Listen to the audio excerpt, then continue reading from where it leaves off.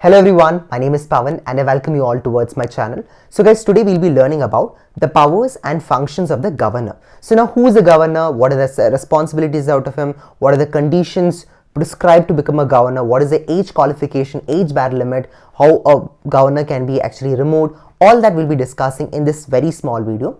But however, very small request guys, in case if you've not watched my previous video about the powers of president, please do watch it first, then only come here. Why? Because whenever you're learning, you should link towards two sectors together, then only you're supposed to learn. Because the powers of the president at the center level is the similar way of the powers of the governor within the state level, with certain exceptions. But if you're able to understand that one thing, the pura process will be very easy for you. So in case if you watch the president's video, this video is going to be like a cakewalk for you.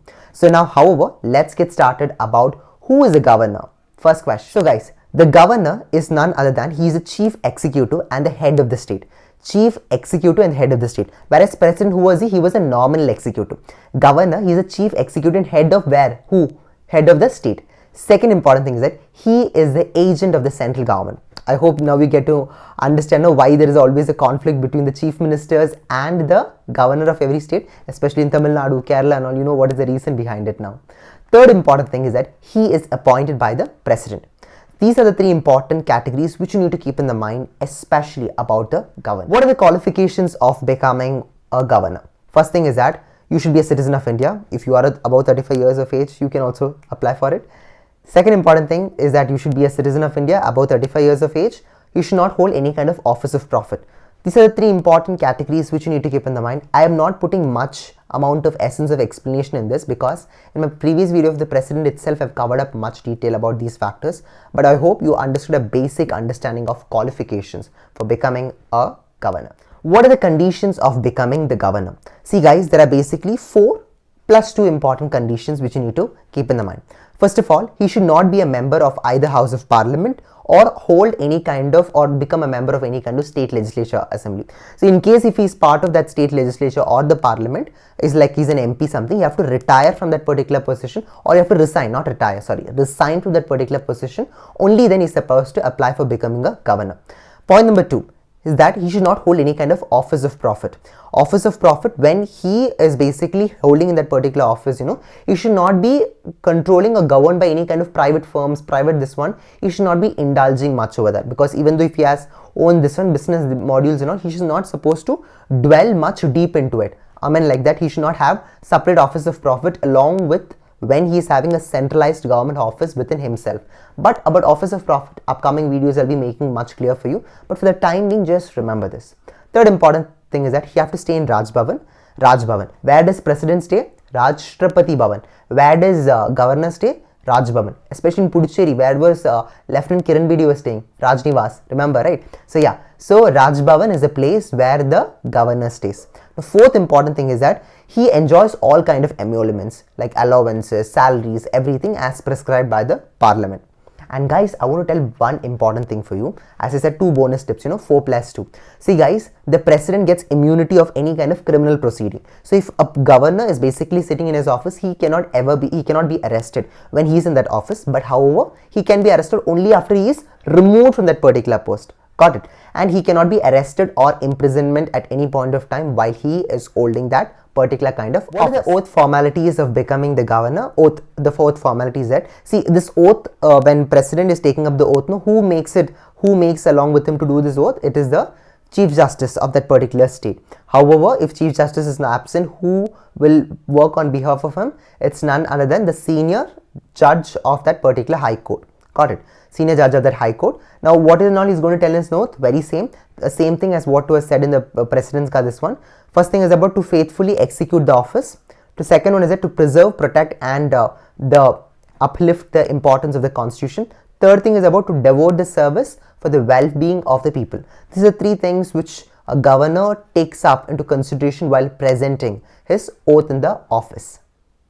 So guys, now let's discuss what is the tenure of becoming a governor. Tenure is 5 years, but however, there can be in terms of, after second year, the president has a choice to basically resign. Okay, so if you want to resign, who will he give? Is there any vice governor? No, there's nothing like that. It will go, resignation letter will go directly to the president. So these are the terms which you need to keep in the mind, especially in terms of vacancy of office and the tenure of the governor.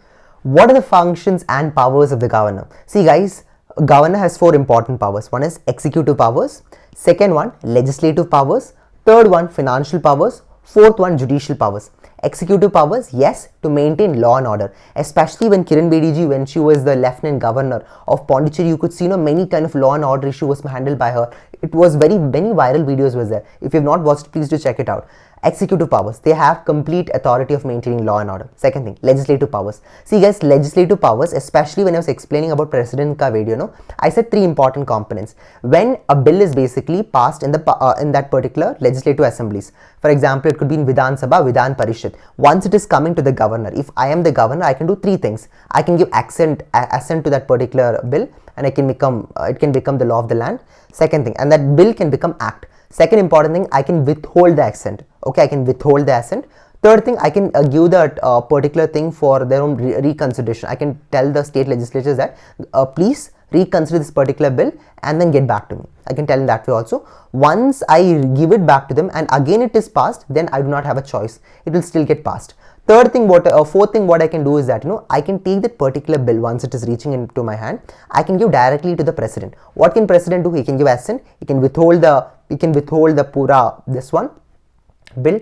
Third thing is that he can return back to the governor and tell that you now return back to the state legislatures and make sure that let be one more voting for it. That can also be done in terms of the legislative powers. Third thing is about all the financial matters of that particular state. Governor plays a very important role, especially in terms of giving salaries for the IAS officers, IFS officers, all accounting, management, everything is also coming as one of the primary duty of the governor. Fourth important aspect is called judicial powers. Yes guys, judicial powers, it could be in terms of increasing the imprisonment.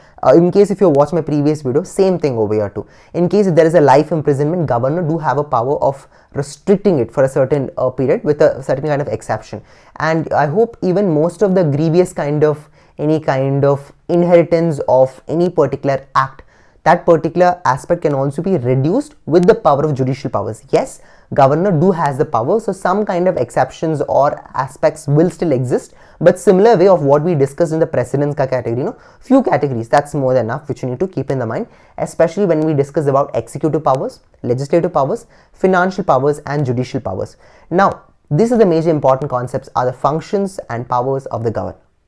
So guys, the last 4 important kind of components which you need to know along with governor's power is about, he appoints whom? Chief Minister. Like how President appoints a Prime Minister when there is a majority rule, a majority ruling party in a particular state, he can appoint one person from that. Like obviously the ruling party themselves will propose a candidate. That particular person he can make as a Chief Minister.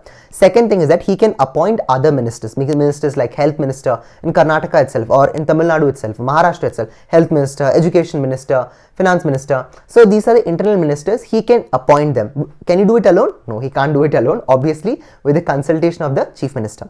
Third important thing is that he even appoints Advocate General of India, and along with that all the PSC, Public Service Commission, Public Service Commission, all this aspect of appointing the internal officers, like how we have IAS, IPS, IFS and all similar IFS officers and all.